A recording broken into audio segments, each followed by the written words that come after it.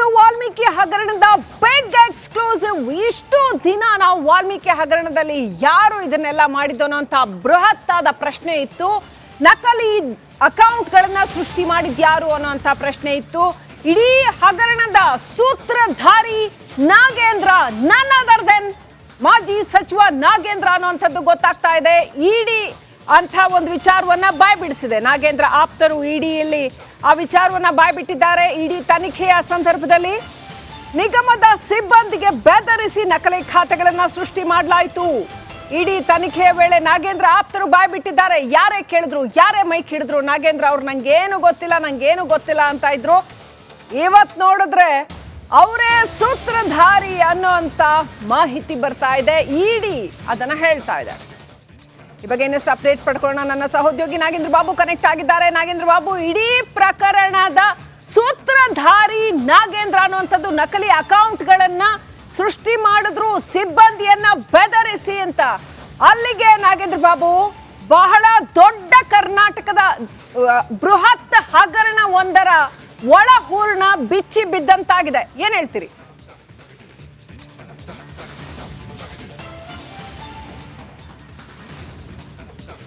S Srilakshmi, ನೋಡಿ, ಇವತ್ತು ಗ್ಯಾರಂಟಿಗೆ ಹೊಂದಿಸೋದಕ್ಕೆ ಎಲ್ಲೋ ಒಂದು ಕಡೆ ಸರ್ಕಾರದ ಖಜಾನೆಯಲ್ಲಿ ಹಣ ಇಲ್ಲ ಅನ್ನುವ ವಿಚಾರಗಳನ್ನು ಸರ್ಕಾರದ ಭಾಗವಾಗಿರುವಂಥ ನಾಯಕರೇ ಹೇಳಿಕೆಗಳನ್ನು ಕೊಡ್ತಿದ್ದಾರೆ. ಅಂಥದ್ರಲ್ಲಿ ನಿಗಮ ಮಂಡಳಿಗೆ ಇಟ್ಟಂಥ ನಿಗಮ ಮಂಡಳಿಗೆ ಅದು ಫಲಾನುಭವಿಗಳಿಗೆ ಹಣ ಸಿಗಲಿ ಅಂತೇಳಿ ನಿಗಮ ಮಂಡಳಿಯಲ್ಲಿಟ್ಟಿರುವಂಥ ಹಣವನ್ನೇ ಇವರು ದುರುಪಯೋಗವನ್ನು ಪಡಿಸ್ಕೊಂಡಿದ್ದಾರೆ. ಅದು ಸರ್ಕಾರದ ಭಾಗವಾಗಿ ಸಚಿವರಾಗಿದ್ದಂಥ ಸಂದರ್ಭದಲ್ಲಿ ಬಿ ನಾಗೇಂದ್ರ.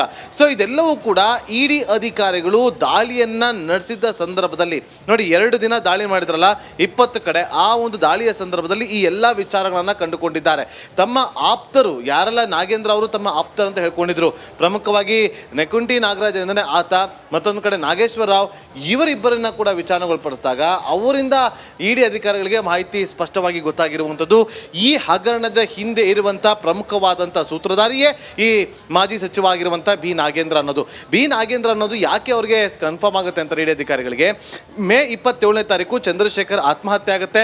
ಮೇ 29ನೇ ತಾರೀಕು ಇದೇ ನಾಗೇಂದ್ರ ಅಧಿಕಾರಿಗಳ ಜೊತೆಲಿ ಶಾಂಗ್ರಿಲಾ ಸಂಪರ್ಕದಲ್ಲಿರಿ. ನವೀನ್, ಪದೇ ಜೈಲಿಗೆ ಬರ್ತಾ ಇದ್ದಾರೆ ದರ್ಶನ್ ಪತ್ನಿ ವಿಜಯಲಕ್ಷ್ಮಿ ಭೇಟಿಯಿಂದ ಪವಿತ್ರ ಗೌಡಗೆ ಆತಂಕ ಉಂಟಾಗ್ತಾ ಇದೆಯಾ?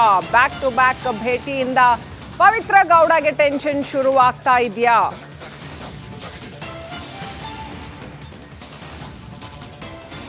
ಎಸ್, ನವೀನ್ ಕನೆಕ್ಟ್ ಆಗಿದ್ದಾರೆ. ನವೀನ್, ಮತ್ತೊಂದು ಕಡೆ ವಿಜಯಲಕ್ಷ್ಮಿ ಪದೇ ಭೇಟಿಗೆ ಬರ್ತಾ ಇದ್ದಾರೆ, ದರ್ಶನ್ ಅವರ ಭೇಟಿಗೆ ಅಂತ. ಪವಿತ್ರ ಗೌಡಗೆ ಆತಂಕ ಆಗ್ತಾ ಇದೆಯಾ ಅಂತ.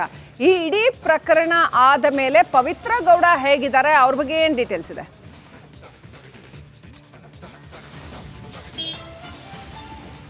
ಶ್ರೀಲಕ್ಷ್ಮಿ, ಪರಪ್ಪನಾಗ್ರಹಾರ ಜೈಲಿನ ಮಹಿಳಾ ಬ್ಯಾರಾಕ್ನಲ್ಲಿ ಇರುವಂತಹ ಏನು ಇನ್ನೂ 9 ಜನ ಜೈಲು ಕೈದಿಗಳೇನಿದ್ದಾರೆ, ಮಹಿಳಾ ಕೈದಿಗಳು, ಅವರಿರೋ ಬ್ಯಾರಾಕ್ನಲ್ಲಿ ಪವಿತ್ರ ಗೌಡ ಇರುವಂಥದ್ದು. ಆದರೆ ಈಗ ಪವಿತ್ರ ಗೌಡಗೆ ಒಂದು ಆತಂಕ ಶುರುವಾಗಿದೆ. ಏನಂತ ಹೇಳಿದ್ರೆ, ಸಮತಾ ಏನು ಪವಿತ್ರ ಗೌಡ ಆಪ್ತೆ ಸಮತಾ 2 ಬಾರಿ ಜೈಲಿಗೆ ಯಾವಾಗ ಭೇಟಿ ಕೊಟ್ಟು ಒಂದು ದಿನ ಪವಿತ್ರ ಗೌಡನ ಭೇಟಿ ಆಗ್ತಾಳೆ ಸಮತಾ, ಅದಾದ ಮಾರನೇ ದಿನ ದರ್ಶನ್ ಅವನು ಕೂಡ ಜೈಲಿನಲ್ಲಿ ಬಂದು ಭೇಟಿಯಾಗಿ ಹೋಗ್ತಾಳೆ. ಇದಾದ ಬಳಿಕ ಏನು ಸಮತಾಗೂ ಕೂಡ ಒಂದು ನೋಟಿಸನ್ನು ಕೂಡ ಪೊಲೀಸರು ಕೊಡ್ತಾರೆ.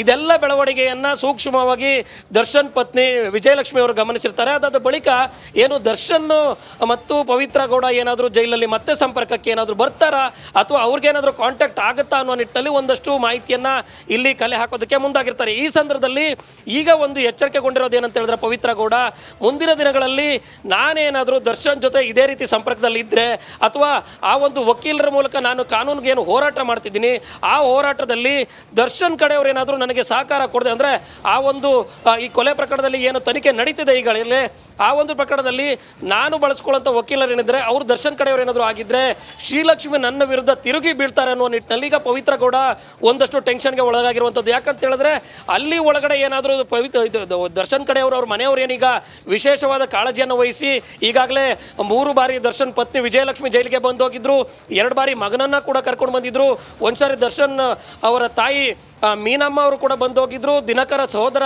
ದಿನಕರ ಅವರು ಕೂಡ ಬಂದೋಗಿದ್ರು.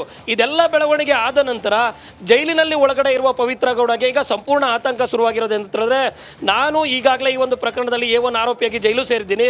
ಮುಂದಿನ ದಿನಗಳಲ್ಲಿ ಈ ಒಂದು ಪ್ರಕರಣದಲ್ಲಿ ನನಗೆ ಯಾವುದಾದ್ರೂ ನಾನು ಪರ್ಸನಲ್ ಆದ ಒಂದಷ್ಟು ಏನು ಈ ಒಂದು ಕೇಸ್ನಲ್ಲಿ ಜಾಸ್ತಿ ಹೋರಾಟ ಮಾಡೋದಕ್ಕೆ, ಕಾನೂನು ಹೋರಾಟ ಮಾಡೋದಕ್ಕೆ ಒಳ್ಳೆಯ ವಕೀಲರನ್ನ ನೇಮಕ ಮಾಡಿಕೊಂಡ್ರೆ ಇನ್ನೊಂದಷ್ಟು ಕಾನೂನಿಗೆ ಏನು ನನಗೆ ಹೋರಾಟ ಮಾಡೋದಕ್ಕೆ ಸಹಕಾರ ಆಗುತ್ತೆ ಅನ್ನೋ ನಿಟ್ಟಿನಲ್ಲಿ ಸಮತಾ ಗೌಡ ಜೈಲಿಗೆ ಬಂದಾಗಲೂ ಕೂಡ ಪವಿತ್ರ ಜೊತೆ ಇದೇ ಚರ್ಚೆ ಆಗಿದೆ ಅನ್ನೋ ಮಾತು ಹೊರಗಡೆ ಕೇಳಿ ಬರ್ತಾ ಇರುವಂತದ್ದು. Srilakshmi, right, thank you Naveen. Details. ಇನ್ನು ಜೈಲಲ್ಲಿ ಸಪ್ಪೆ ಊಟ ತಿಂದು ನಾಲ್ಗೆ ರುಚಿ ಇಲ್ಲದೆ ಪವಿತ್ರ ಗೌಡ ಕೂಡ ಒದ್ದಾಡ್ತಾ ಇದ್ದಾರೆ ಅಂತ ಹೇಳಲಾಗಿದೆ. ಪವಿತ್ರ ಗೌಡ ಕೂಡ ಮುದ್ದೆ ಊಟ ಅಷ್ಟೇ ತಿಂದುಕೊಂಡು ಸಿಕ್ಕಾಪಟ್ಟೆ ಸೊರಗಿ ಹೋಗಿದ್ದಾರಂತೆ. ಪವಿತ್ರ ಕೂಡ ಕೋರ್ಟ್ ಮೆಟ್ಲೇರಿದ್ದಾರೆ. ಯಾಕೆ ನೋಡಿ.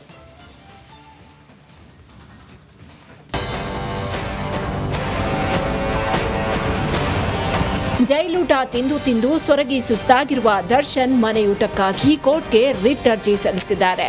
ಪರಪ್ಪನ ಅಗ್ರಹಾರದಲ್ಲಿ ಸಿಗುವ ಮುದ್ದೆಯೂಟ ತಿನ್ನೋಕಾಗದೆ ಸುಸ್ತಾಗಿದ್ದಾರೆ.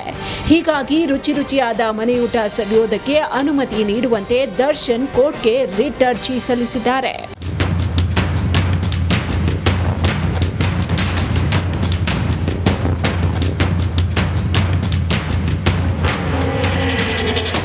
ದರ್ಶನ್ ಸಲ್ಲಿಸಿರುವ ರಿಟ್ ಅರ್ಜಿ ವಿಚಾರಣೆ ಜುಲೈ 18ಕ್ಕೆ ನಡೆಯಲಿದ್ದು, ದಾಸನಿಗೆ ಮನೆಯೂಟ ಸಿಗುತ್ತಾ ಇಲ್ವಾ ನೋಡಬೇಕು.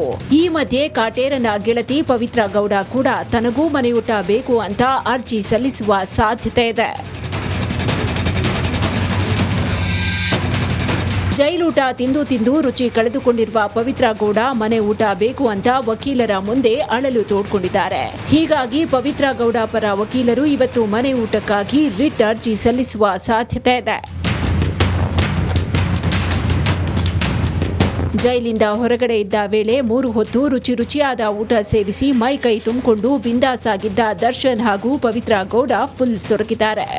ಇದೀಗ ಇಬ್ಬರೂ ಮನೆ ಊಟಕ್ಕಾಗಿ ಕಾಯ್ತಾ ಇದ್ದು, ಇದಕ್ಕೆ ಕೋರ್ಟ್ ಏನ್ ಹೇಳುತ್ತೆ ಕಾದ್ ನೋಡಬೇಕು. Bureau report, Republic Kannada. Exercise ಮಾಡಿಕೊಂಡು ಜಿಮ್ ಮಾಡಿಕೊಂಡು ಭಾರಿ ಫಿಟ್ನೆಸ್ ಮೇಂಟೈನ್ ಮಾಡಿದ್ದಂತಹ ದರ್ಶನ್ಗೆ ಈಗ ತಮ್ಮ ಆರೋಗ್ಯದ ಚಿಂತೆ ಆಗ್ಬಿಟ್ಟಿದೆಯಂತೆ. ಯಾವಾಗ ಮತ್ತೆ ಆ ಥರ ಎಕ್ಸರ್ಸೈಸ್ ಮಾಡಿಕೊಂಡು ಫಿಟ್ ಆಗಿರ್ತೀನಿ ಅಂತ ಕಾಯ್ತಾ ಇರೋ ಹಂಗಾಗ್ಬಿಟ್ಟಿದೆ ಪರಿಸ್ಥಿತಿ ಅಂತ. ಆದರೆ ಜೈಲಲ್ಲೇ ಅದಕ್ಕೆಲ್ಲ ವ್ಯವಸ್ಥೆ ಮಾಡ್ಕೊಳ್ಳೋಕೆ ಒಂದು ಪ್ಲಾನ್ ಮಾಡಿದ್ದಾರಂತೆ ದರ್ಶನ್. ಏನದು ಪ್ಲಾನ್ ನೋಡಿ.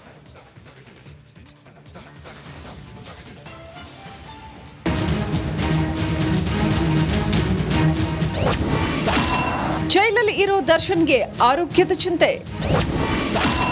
ಜೈಲಲ್ಲೇ ಜಿಮ್ ಮಾಡ್ತಾರ ಕೊಲೆ ಆರೋಪಿ. 3 ಹೊತ್ತು ಗುಂಡು ತುಂಡು ಪಾರ್ಟಿ ಮಾಡ್ತಿದ್ದ ದರ್ಶನ್ ತಮ್ಮ ದೇಹವನ್ನು ಫಿಟ್ ಆಗಿ ಇಟ್ಕೊಂಡು ಸದಾ ನಿಭಾಯಿಸ್ತಿದ್ರು. ಆದ್ರೆ ಅದ್ಯಾವಾಗ ಕೊಲೆ ಕೇಸ್ನಲ್ಲಿ ಜೈಲು ಸೇರಿದ್ರು ಆಗಿನಿಂದ ತಮ್ಮ ಆರೋಗ್ಯದ ಚಿಂತೆ ಹೆಚ್ಚಾಗಿದೆಯಂತೆ.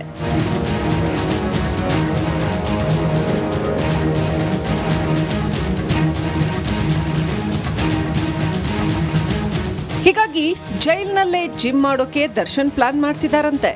ಜಿಮ್ ಮಾಡೋಕೆ ಬೇಕಾದ ವಸ್ತುಗಳನ್ನ ತರಿಸಿಕೊಂಡಿದ್ದಾರೆ ಅಂತ ಹೇಳಲಾಗ್ತಿದೆ.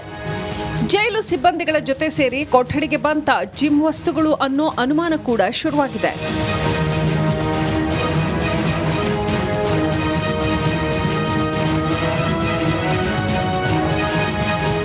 ಪ್ರತಿದಿನ ದೇಹ ದಂಡಿಸಿ ಫಿಟ್ನೆಸ್ಗೆ ಆದ್ಯತೆ ಕೊಡುತ್ತಿದ್ದ ದರ್ಶನ್ಗೆ ಜೈಲೂಟ ಹಿಡಿಸದೆ 10 kg ತೂಕ ಕಡಿಮೆ ಆಗಿದ್ದಾರಂತೆ. ಹಾಗಾಗಿ ಕೆಲ ಜೈಲಿನ ಸಿಬ್ಬಂದಿಗಳ ಜೊತೆ ದರ್ಶನ್ ಮಾತನಾಡಿದ್ದಾರಂತೆ.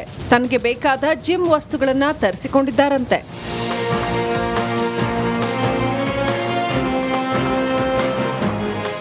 ಇನ್ನು ಪರಪ್ಪನ ಅಗ್ರಹಾರ ಜೈಲಿನಲ್ಲಿ ದುಡ್ಡಿದ್ರೆ ಎಲ್ಲವೂ ಲಭ್ಯವಾಗುತ್ತಾ ಅನ್ನೋ ಪ್ರಶ್ನೆ ಎದುರಾಗಿದೆ. ಈಗಾಗಲೇ ಜೈಲಿನಲ್ಲಿ ರಾಜ್ಯಭಾರ ನಡೆಸ್ತಾ ಇರೋ ಕೆಲವು ರೌಡಿ ಶೀಟರ್ ಮೂಲಕ ದರ್ಶನ್ ಸಂಪರ್ಕ ಸಾಧಿಸುತ್ತಿದ್ದಾರಂತೆ.